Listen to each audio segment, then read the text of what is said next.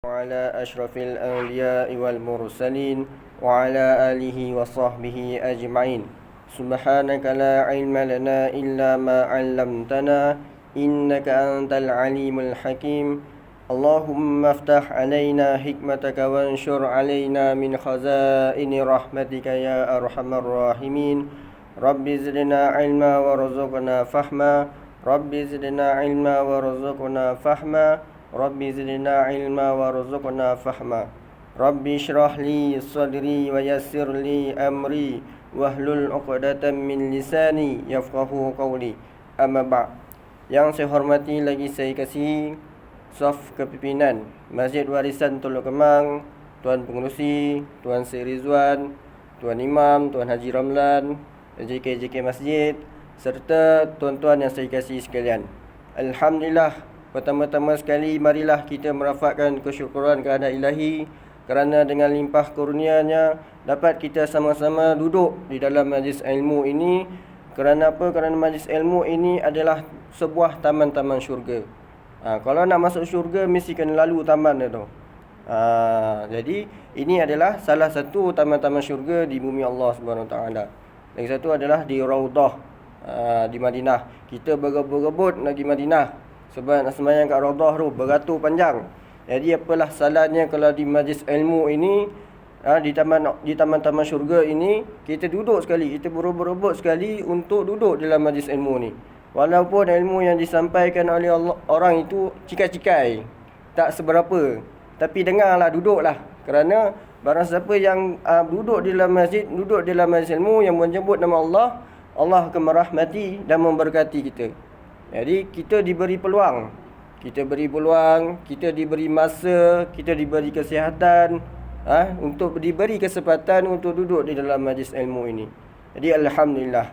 Jadi insya-Allah pada malam ini kita akan meneruskan pengajian kita di dalam kitab Fiqh Manhaji ala Mazhab Imam Syafi'i. Pada malam ini kita akan belajar di dalam bab bejana. Kita masih lagi di dalam bab bejana. Umum yang kita tahu sebelum ini, kita telah belajar bahawa bejana yang diperbuat pada emas dan perak totally haram. Tak boleh kita gunakan. Bekas ke cawan, baldi, mangkuk jamban, semua itu adalah haram untuk digunakan yang diperbuat daripada emas dan perak ni. Itu yang pertama. Yang kedua adalah berkenaan dengan hukum menampal sesuatu bekas dengan emas dan perak. Contohnya ni pecah, kita nak tampal dengan emas dengan perak. Jadi emas adalah haram untuk kita gunakan, untuk kita menampalkan satu itu dengan emas. Manakala perak pula dibolehkan, tetapi dengan sedikit mengikut uruf setempat. Itu berkenaan dengan tampalan, berkenaan dengan saduran. Kita sadur cawan ni contohnya, adakah dibolehkan? Boleh. Emas dan perak boleh kita sadurkan dengan bekas ini, dengan syaratnya adalah sedikit. Sedikit itu macam mana ulama mengatakan bahawa apabila kita bakar saja bekas tersebut, emas dan perak tu tak ada hasil. Dia cair, apabila cair tak ada hasil. Itu perumpamaan sedikit itu.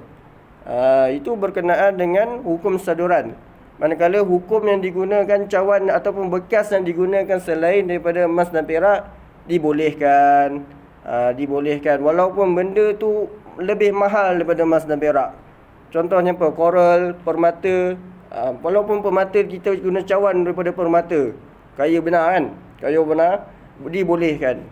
Kerana apa? Kerana tiada dalil yang mengatakan haram menggunakan selain daripada emas dan perak. Itu berkenaan dengan emas dan perak. Jadi pada malam ini kita belajar berkenaan dengan keempat, hukum menggunakan bejana orang kafir.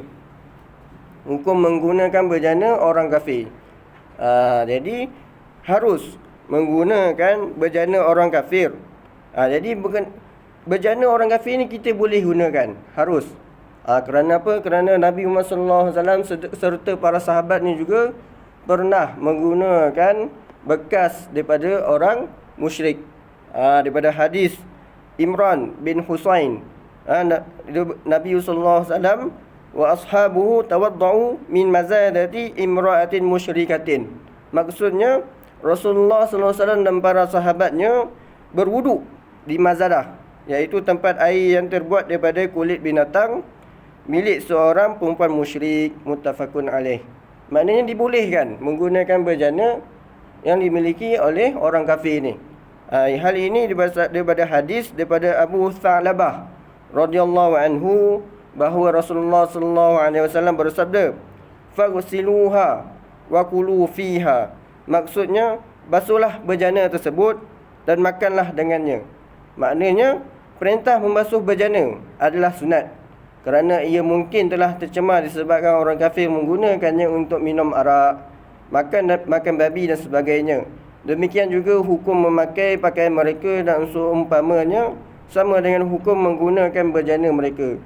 Jadi di dalam hukum yang keempat ini, menggunakan bejana ni daripada orang kafir ni adalah harus. Daripada hadis Al-Abah ini adalah sedikit, faghsiluha wa kulu fiha. Yang dalil hadis panjangnya adalah An Abi Tha'labah Al-Khushaini qala qultu ya Rasulullah inna bi ardi qaumin ahli al-kitab fa naqulu fi aniyatihim qala la ta'kulu fiha illa an la tajidu ghairaha faghsiluha wa kulu fiha. Maksudnya daripada Abi Tha'labah Al-Khushaini, ia berkata, saya bertanya, hai Rasulullah, sesungguhnya kami berada di bumi kaum ahli kitab, maka apakah boleh kami makan menggunakan bejana-bejana mereka? Sabdanya, janganlah kamu makan dengan menggunakannya, kecuali apabila kamu tidak mendapatkan yang lainnya, maka cucilah dia dan makanlah dengan menggunakannya. Jadi Nabi Muhammad SAW, Abi Tha'labah ini seorang sahabat Nabi yang duduk di dalam negara bukan orang Islam. Contohnya kita sekarang ni duduk kat Amerika, bukannya negara orang Islam. Jadi dia mengadu kepada Rasulullah, macam mana nak buat ni? Boleh tak guna bejana daripada orang kafir ni? Sebenarnya tidak boleh. Tidak boleh, melainkan dalam keadaan darurat. Dalam keadaan darurat. Contoh kita duduk Amerika, kita duduk Korea, tak ada makanan, kita nak makan ni, tak ada tempat kedai makan yang orang Islam. Jadi kalau tak ada, kita dah lapar sangat, boleh untuk kita makan di tempat tersebut. Kerana apa? Kerana darurat. Tapi kalau di konteks Malaysia ni banyak kedai orang Islam kan, nama pun negara Islam. Jadi apabila kita duduk di negara Islam ni, kita ada banyak pilihan makanan Islam. Jadi boleh ke tidak kita makan di kedai Cina? Boleh ke tidak? Kedai Cina tu tergantung babi, ada arak, ada atas tu. Boleh ke tak? Tak boleh. Kerana apa? Kerana Nabi cakap, la ta'kulu, kamu tidak boleh makan, melainkan kalau dah tak ada apa-apa ke dah. Dah tak ada apa-apa dah. Itu dalam keadaan darurat. Jadi dekat sini harus digunakan, tetapi kena tengok dulu. Tengok dulu, kalau ada babi ke ataupun dia memang bekas itu diperbuat, dia memang untuk bagi anjing makan contohnya, makanya perlu dibasuh dulu. Yang bejana contoh orang kafir ni kita tak tahu sama ada digunakan ini untuk minum arak ke, untuk anjing minum ke, kita tak tahu. Kalau kita tak tahu, ini diharuskan, tetapi dalam keadaan darurat. Banyak-banyak kedai lain, contoh kedai Cina orang Melayu ni kan, nak juga pergi kedai Cina, boleh ke tak? Tak boleh. Walaupun air cawan tu digunakan, kita dihidangkan dengan minum air susu, contoh air teh, tapi kita tak tahu bekas itu pernah digunakan minum arak ke tidak, tak tahu. Jadi kalau seboleh-bolehnya elakkan. Melainkan dalam keadaan darurat lah. Contoh dekat BD ni tak ada kedai orang Islam, contoh jadi dibolehkan. Itu berkenaan dengan hukum menggunakan bejana orang kafir. Dibolehkan untuk kita menggunakan untuk mengambil wuduk, untuk makan dan minum dan sebagainya. Tetapi seafdal-afdalnya, sebaik-baiknya, hendaklah kita mencari yang halal lagi baik, halalan tayyibah. Kerana apa? Kerana nak tahu tingkatnya ketakwaan seseorang itu, kita kena elakkan perkara-perkara syubhat. Perkara-perkara syubhat. Kalau kita tahu kedai orang Cina ni ada hidangkan arak, kita pergi minum ke? Jadi benda tu syubhat, kita tak tahu cawan itu diguna minum arak ke ataupun special untuk orang Islam ke, tak tahu. Jadi seelok-eloknya tinggalkan. Itu tingkatan orang-orang Islam lah. Tapi kalau lemah iman ataupun tak ada darurat, dibolehkan dalam keadaan darurat. Itu berkenaan dengan bab menggunakan bejana. Jadi jelas kan tuan-tuan, dalam kitab ni kata harus. Tapi harus macam mana? Kalau harus ni dalam keadaan darurat. Itu maksudnya. Jadi kita pergi pula kepada bab jenis bersuci pula. Bab jenis bersuci. Bersuci terbahagi kepada dua jenis, iaitu bersuci daripada najis dan bersuci daripada hadas. Jadi kita nak semayang.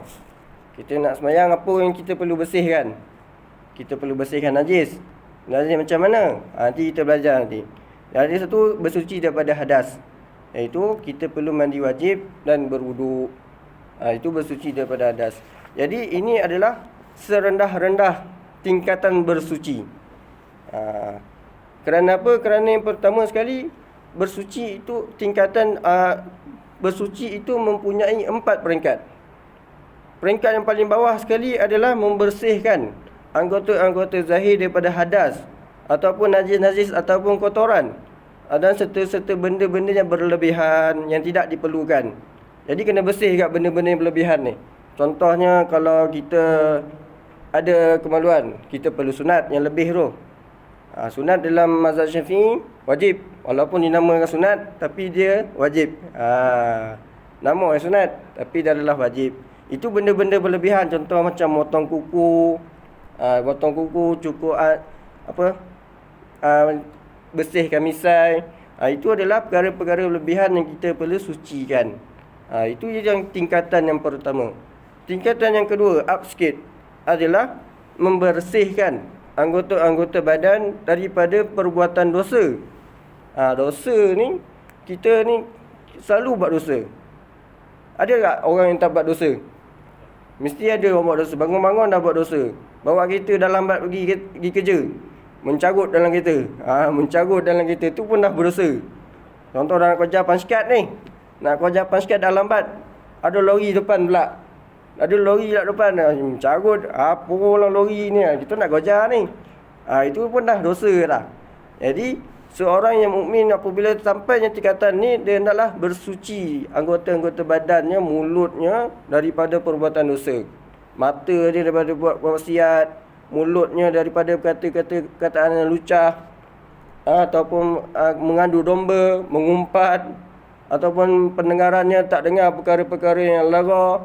Itu adalah membersihkan daripada perbuatan badan kita ni daripada dosa. Itu tingkatan yang kedua.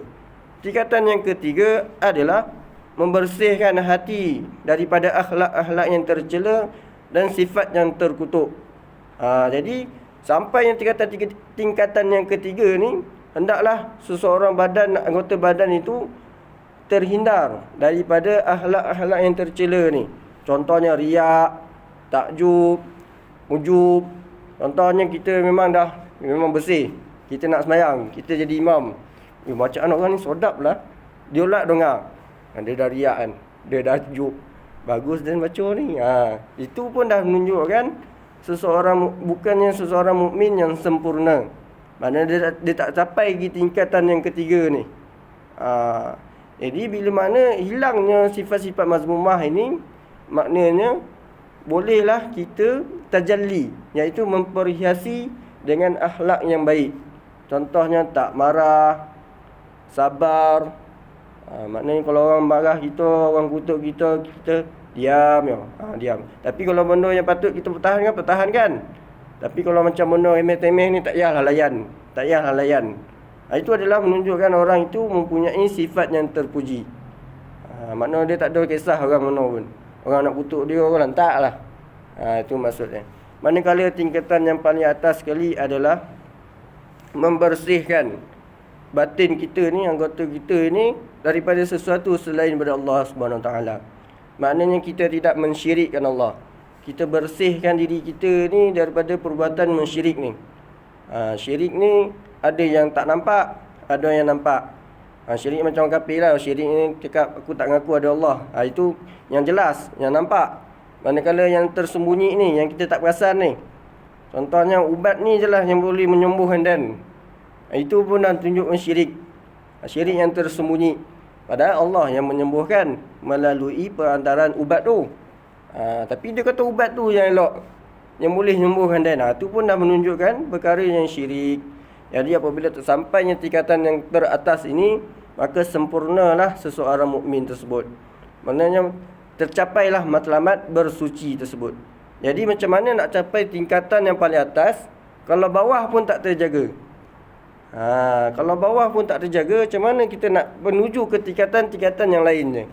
Macam mana nak naik next stage? Contoh naik lift, jin dah pergi tingkat 4, mesti lalu tingkat 1, tingkat 2, tingkat 3, tingkat 4. Macam tu juga dengan tingkatan bersuci ni.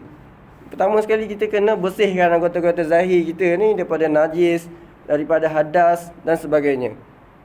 Jadi kita akan belajar tingkatan yang paling terbawah sekali. Jangan nak bangor-bangor. Kita konon dah belajar ilmu, banyak lagi yang kita perlu belajar.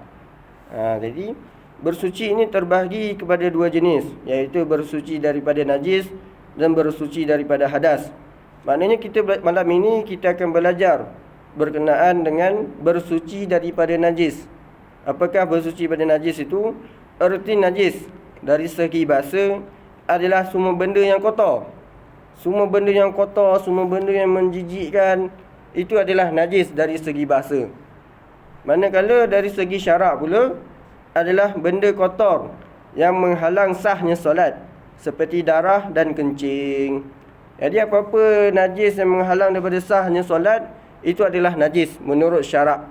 Jadi adakah semua yang menjengkelkan, semua yang menjijikkan itu adalah najis menurut syarak? Tak. Maknanya semua yang menjijikkan tak semestinya bersuci najis daripada sudut syarak, dan najis dari sudut syarak juga tak semestinya menjijikkan daripada pandangan kita. Sebab tu kita kena ketahui apakah benda-benda najis tu. Tak semua najis tu najis dari sudut syarak. Kadang-kadang yang kita nampak sebenarnya tu najis, tapi sebenarnya boleh sah untuk kita solat. Jadi kita tak kena tahu dulu apakah benda-benda najis ni. Benda-benda najis adalah terlalu banyak, dan yang paling utama mempunyai 7 perkara. 7 perkara ini kalau kita tahu dia adalah najis. Pertama sekali adalah arak. Arak dan semua cecair yang memabukkan, ini adalah haram. Kalau ini adalah najis kalau terkena badan, terkena tempat semayang, ataupun kita mandi guna arak, najis lah. Itu adalah najis. Maknanya hal ini berdasarkan firman Allah Subhanahu Wa Taala, innamal khamru wal maisiru wal ansabu wal azlamu rijs. Maksudnya bahawa sesungguhnya arak dan judi dan permujaan berhala dan mengundi nasib dengan batang-batang anak panah adalah semuanya kotor ataupun keji. Surah Al-Maidah ayat 90. Maksud kotor dalam ayat di atas ialah najis. Daripada Ibnu Umar radhiyallahu anhuma, Rasulullah sallallahu alaihi wasallam bersabda, kullu muskirin khamrun wa anna kulla khamrin haram. Maksudnya setiap yang memabukkan adalah arak, dan setiap arak adalah haram. Riwayat Muslim, hadis yang 2003.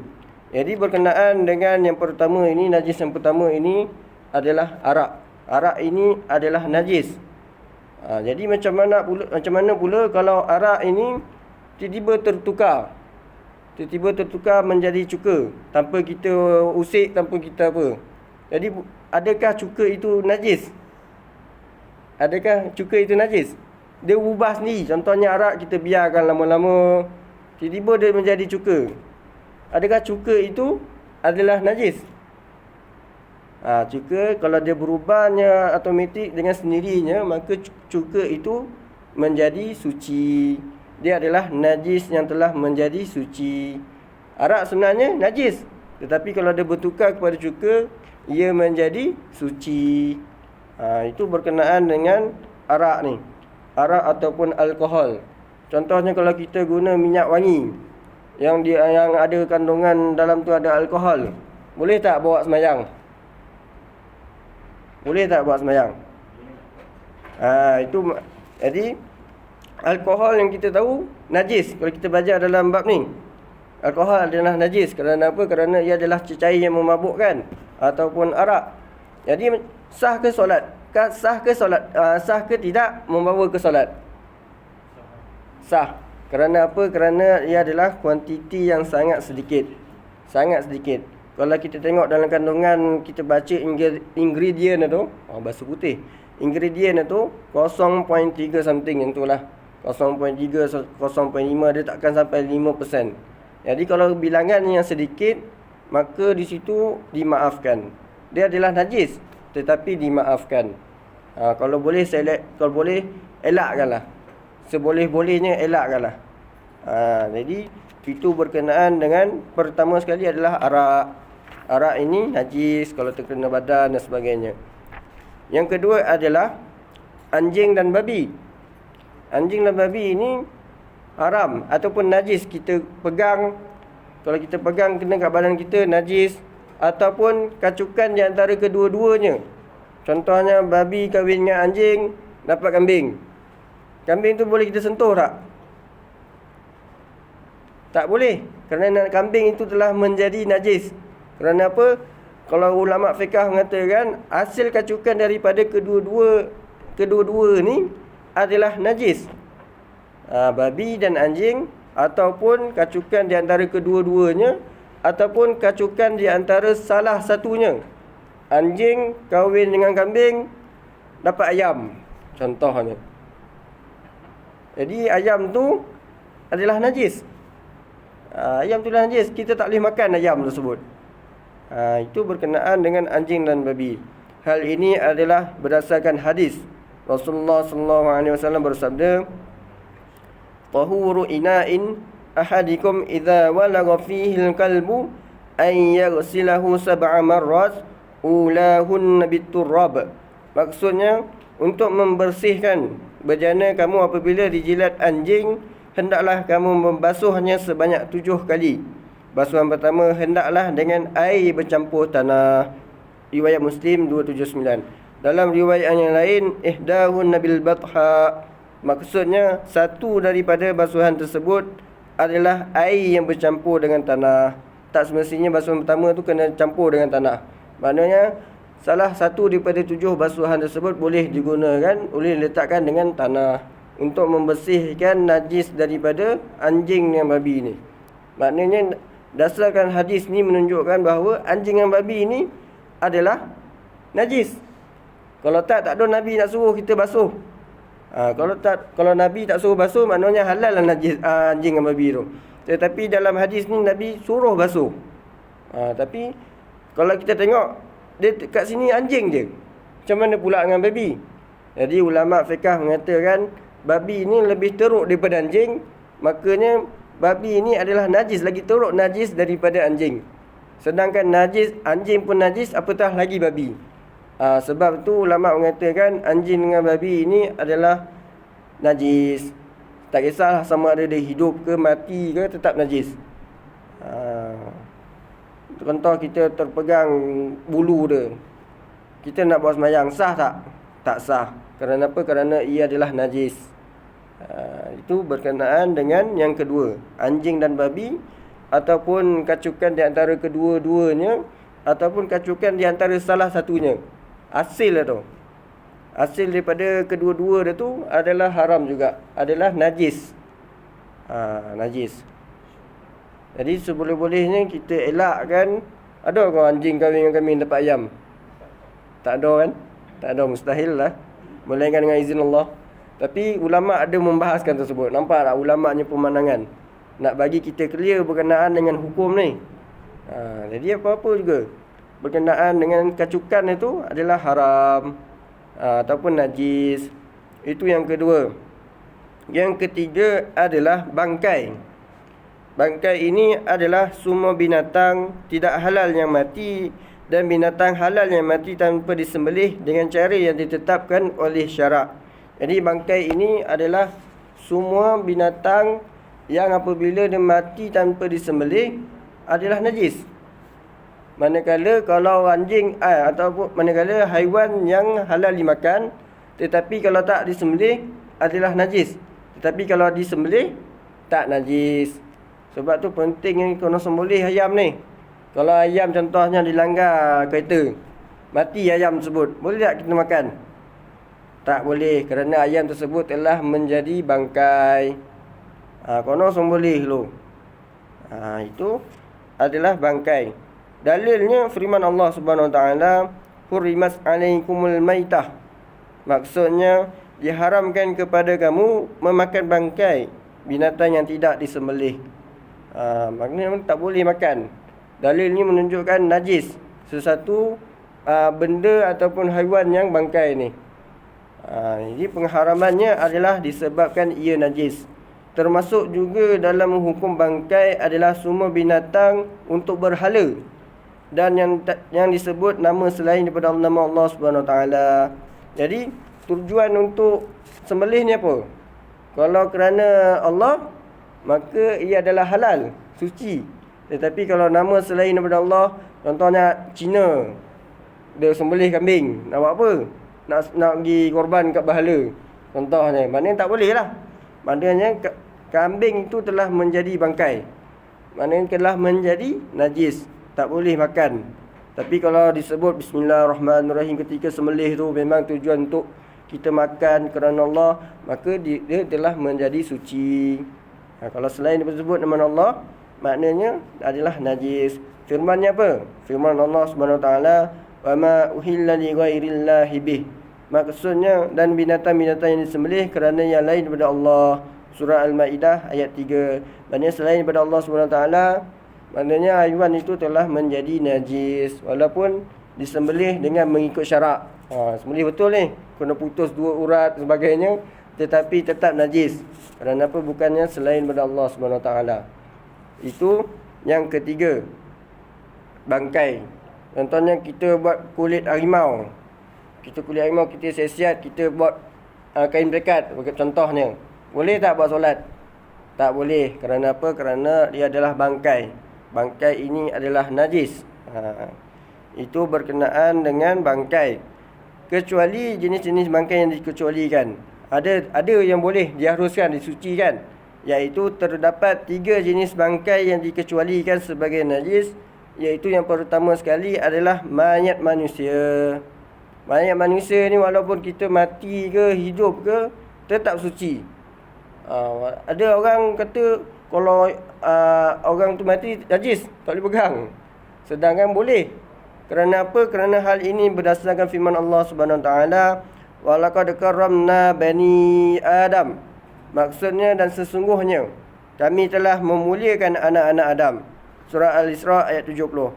Maksud kemuliaan manusia ialah mereka suci, sama ada hidup atau mati, berdasarkan hadis. Rasulullah sallallahu alaihi wasallam bersabda, "Subhanallah, innal muslima la yanjusu." Maksudnya Maha suci Allah, sesungguhnya orang Islam tidak najis. Dan hadis seterusnya, Ibnu Abbas radhiyallahu anhuma berkata, "Al-muslimu la yanjusu hayyan wala mayyitan." Maksudnya orang Islam ini tidak najis, sama ada hidup ataupun mati. Riwayat Bukhari. Jadi kalau kita tengok dekat sini, mayat manusia ini adalah suci.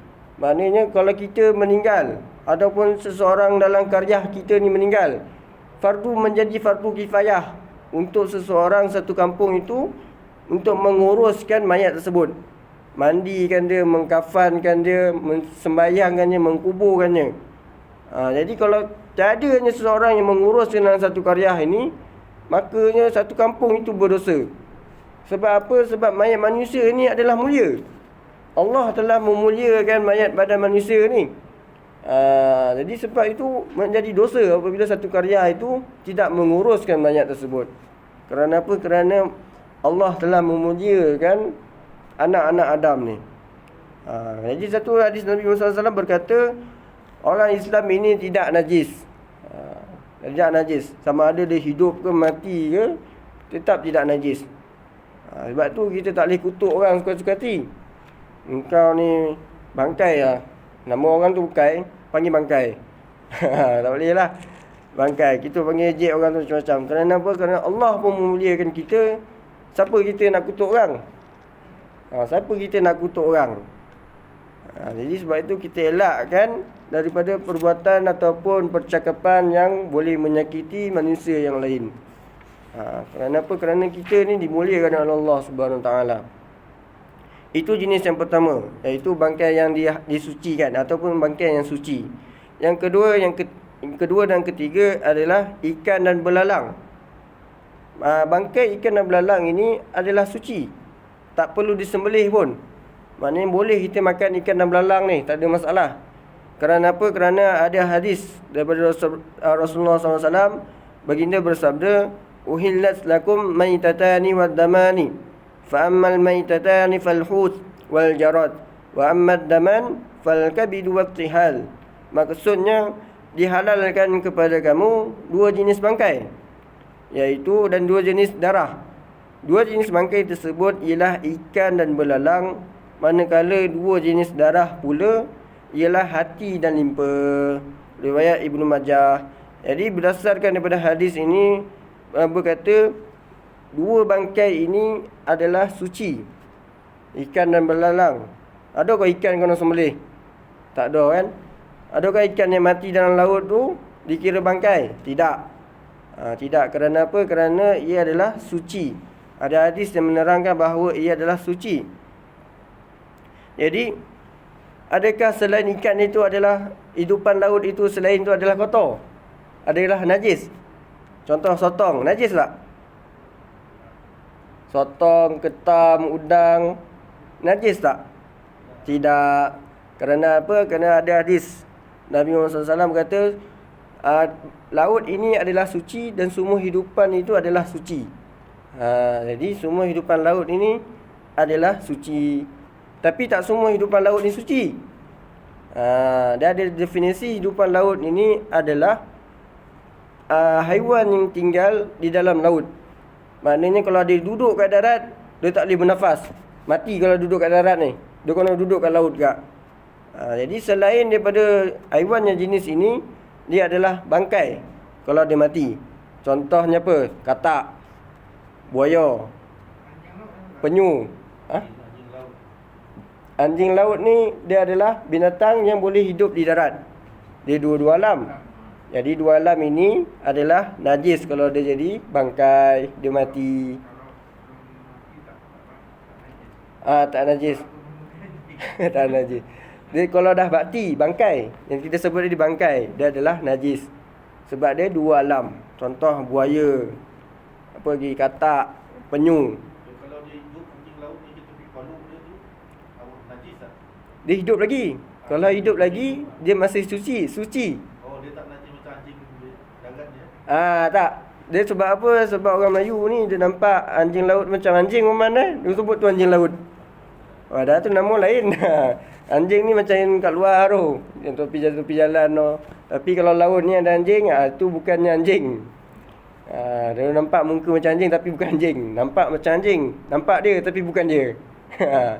Jadi apabila dia telah menjadi bangkai, mati dia jadi bangkai, dan bangkai itu telah menjadi najis. Itu adalah dua alam. Haiwan yang dua alam ini adalah najis. Tetapi yang selain daripada itu adalah suci. Kita boleh makan, sotong boleh makan, ketam boleh makan. Jadi macam mana pula dengan sotong, dakwat sotong?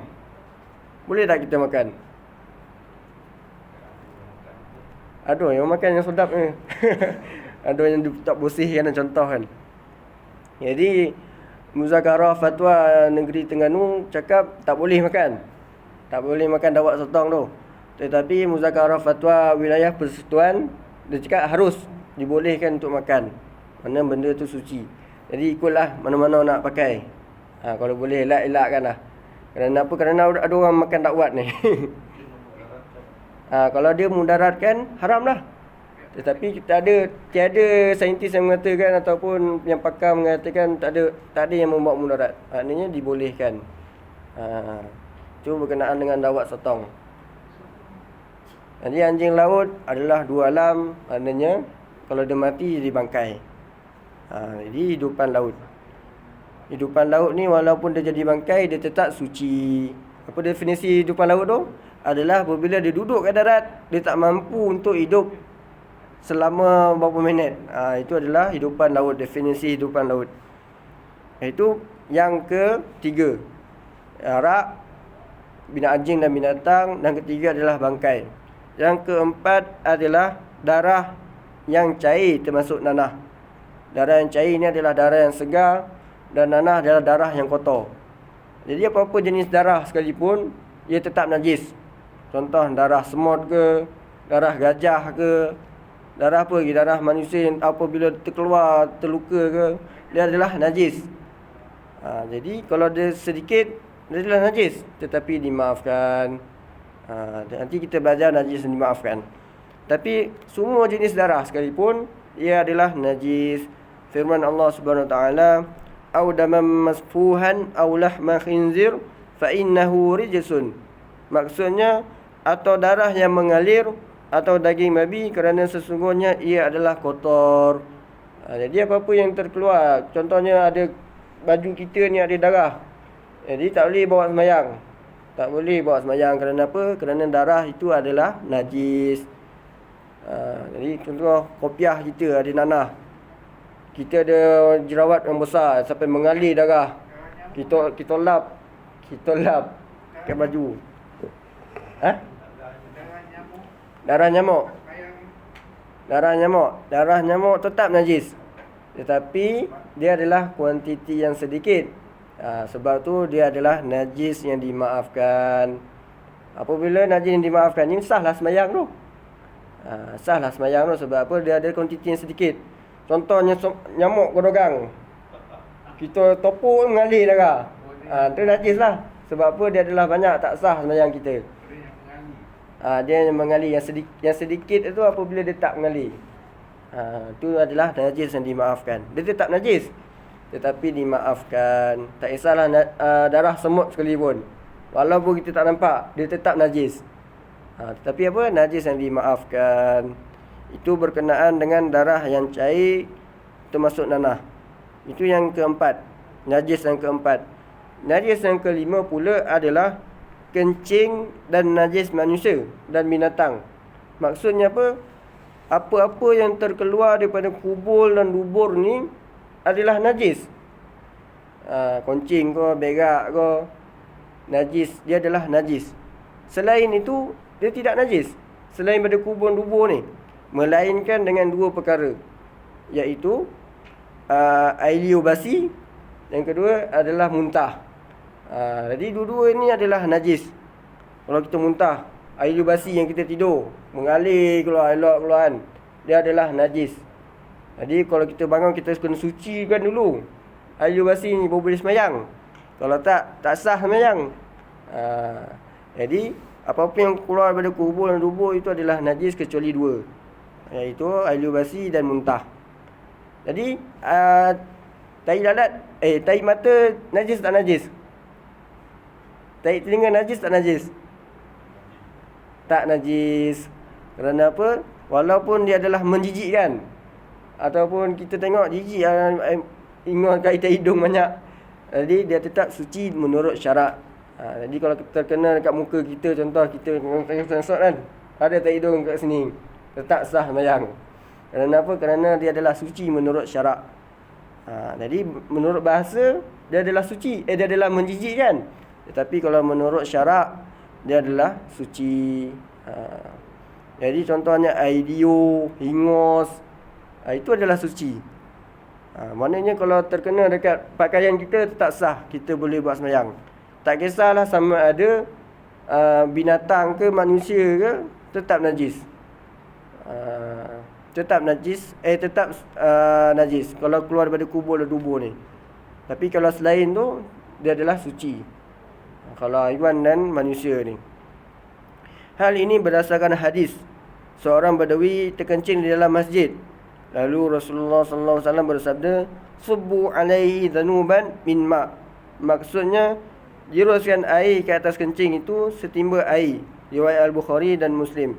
Jadi kencing ini, dalil ini menunjukkan dalil kencing itu adalah najis. Jadi ulama mengatakan kalau kencing pun najis, apatah lagi berak kita. Berak bahasa kasar kan. berak kita, apatah lagi berak kita, lagilah najis. Macam mana pula dengan air liur basi kita? Najis juga. Muntah pun najis juga. Jadi kalau kena muntah budak-budak, contoh kita tengah semayang, elok kita tarik air, dah nak habis ni, budak muntahkan badan kita, sah tak semayang? Tak sah. Kerana apa? Kerana dia najis. Muntah itu adalah najis.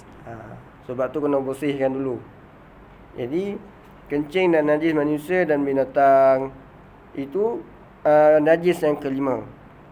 Najis yang keenam pula adalah setiap bahagian yang terpisah daripada binatang semasa hidup adalah najis.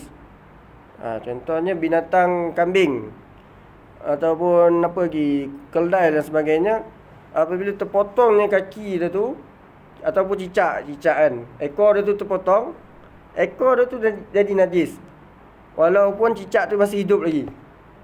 Jadi apa-apa bahagian yang terpotong daripada binatang, dia adalah najis. Contohnya apa? Kaki semut yang terpotong, atau kita main cabut-cabut zaman kocik dulu. Jadi kaki-kaki semut tu adalah najis. Sebab apa? Kerana dia adalah bahagian yang terpotong daripada binatang. Jadi kalau kena kat baju, dia adalah najis tapi yang dimaafkan kerana kuantiti yang sedikit. Ada yang binatang apa yang dia punya kopi tu, berak. Berak kopi. Musang tu kopi lawak. Kopi, musang makan apa? Kopi. Dia berak menghasilkan kopi tu Dia berkopi. Dia proses berkopi. Kopi lawak. Lawak tu musang lah. Jadi kalau ikutkan di dalam yang kelima ni, kencing dan najis manusia dan binatang ni, apa-apa binatang. Dia makan kopi tu. Dia buang balik. Dia buat ni. Proses berkopi. Dia Musang. kalau dia ulama ada membicarakan, ulama fikih mengatakan kalau najis yang terkeluar daripada binatang ni najis. Tetapi kalau macam ada biji-bijian, biji-biji ni apabila kita tanam dia tumbuh. Contohnya kopi tadi kan, dia tertanam, contohnya ulama mengatakan kalau dia tanam tumbuh, maka itu adalah suci kalau kita bersihkan. Suci kalau kita bersihkan. Dia tak tumbuh ni, untuk berak tu dia ambil proses. Contoh maknanya kat situ kalau dia bersihkan ada biji-bijian tu, dia adalah suci. Kerana apa? Contoh kita makan jagung. Kita main ngap-ngap, berak itu ada jagung. Contoh. Jadi kalau kita bersihkan jagung tu, tetap suci. Contoh biji-bijian ni. Tapi loyo lah kita kan. Tak ada nyamak. Contoh saya buat perumpamaan. Macam tu juga dengan musang tadi. Kalau dia makan benda satu yang pelik, kalau dia berak sampai menghasilkan macam ada biji-bijian, kalau kita bersihkan biji-biji tu ada benda macam kopi kan. Contoh macam tu kan. Dia adalah suci. Kerana ulama ada membicarakan hal berkenaan. Itu adalah berkenaan dengan musang. Jadi jelas tuan. Tapi itu berkenaan dengan najis manusia dan binatang ni. Apa-apa yang keluar daripada kubur dan lubuk. Itu berkenaan yang kelima. Yang keenam adalah apa-apa yang terpisah daripada binatang semasa hidup.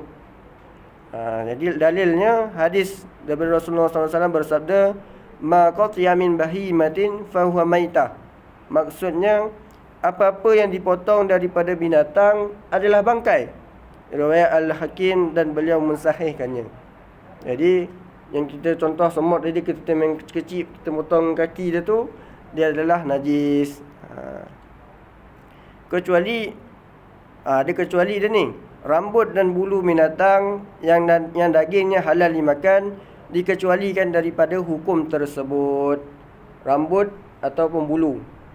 Contohnya apa yang awan yang halal dimakan, yang kita sembelih halal dimakan. Contoh kambing, lembu dan sebagainya, ayam itu, apabila tercabutnya bulu itu, maka dia masih lagi tetap suci. Tapi kalau harimau tercabut bulu itu, najis lah. Najis lah bulu harimau.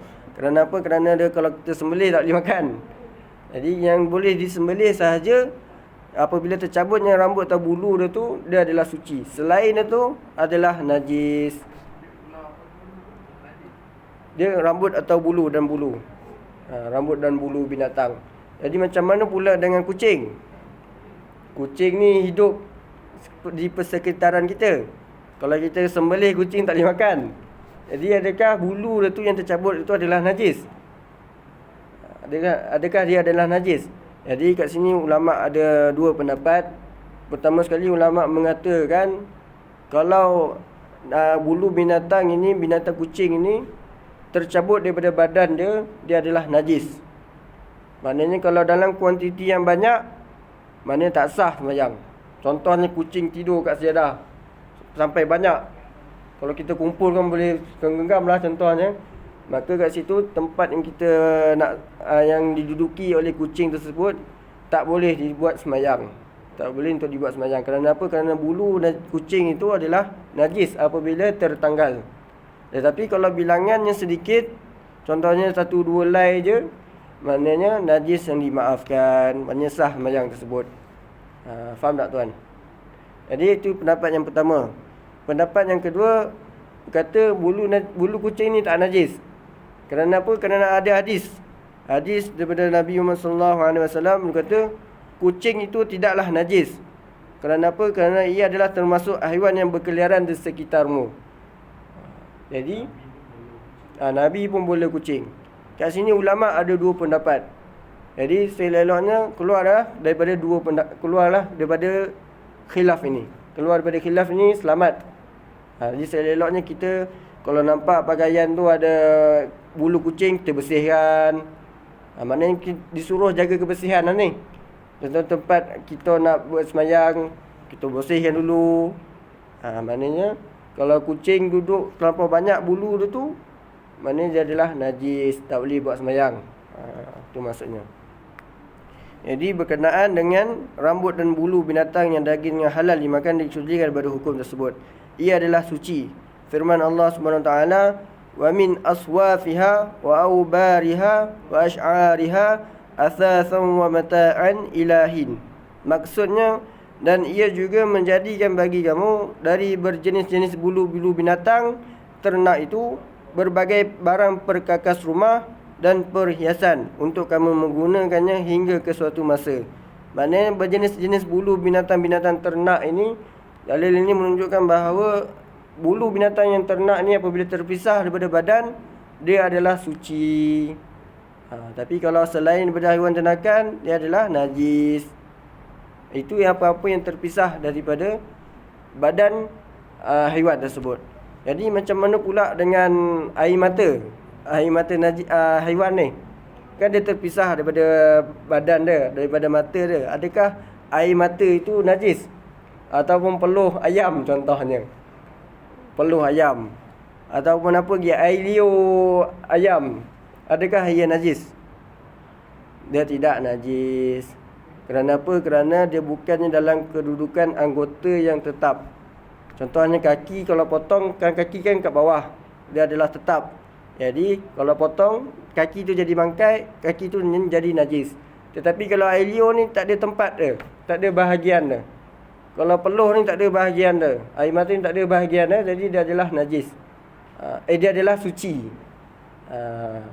Jadi kalau ayam kita usap-usap lembu kan, ada peluh dia, contoh.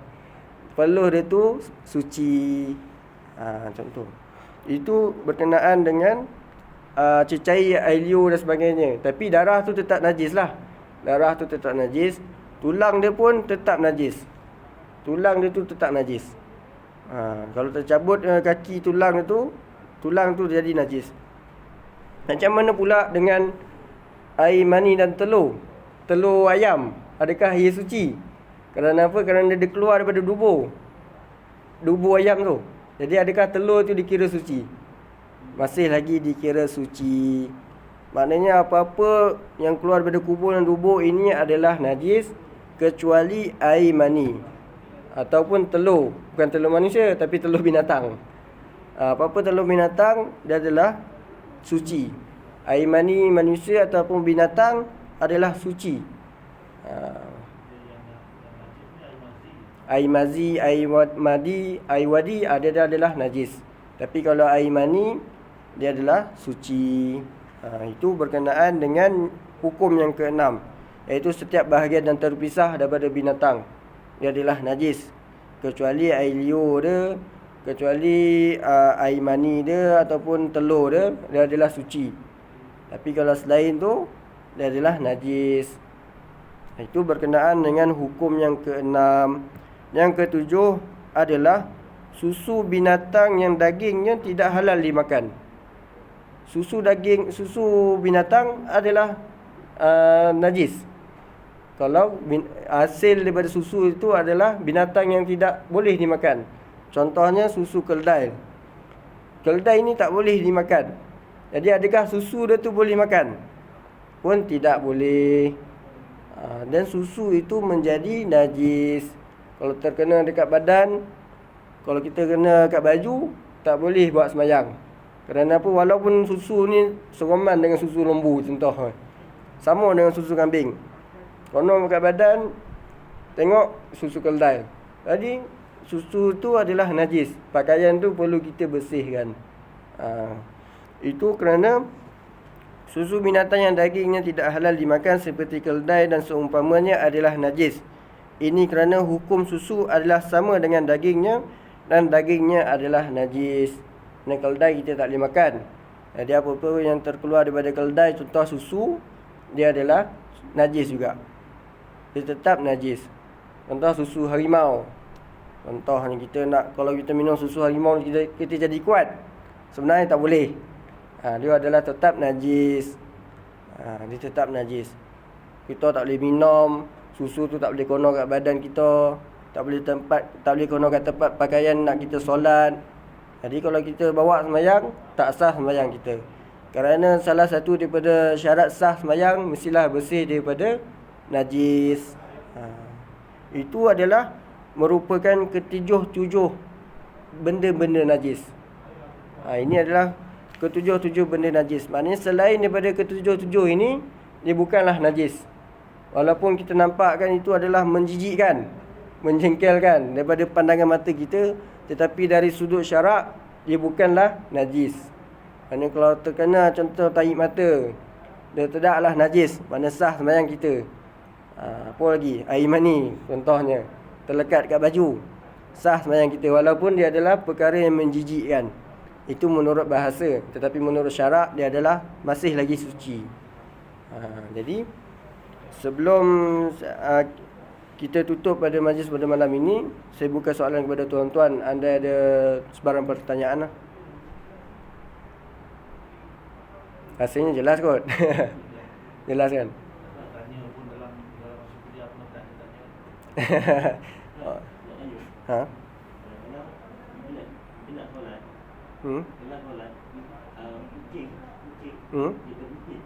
Dia nak apa?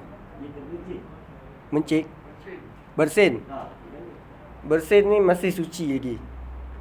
Hingos ke bersin ke, dia masih suci lagi. Kucing. Yelah, dia masih lagi suci lagi.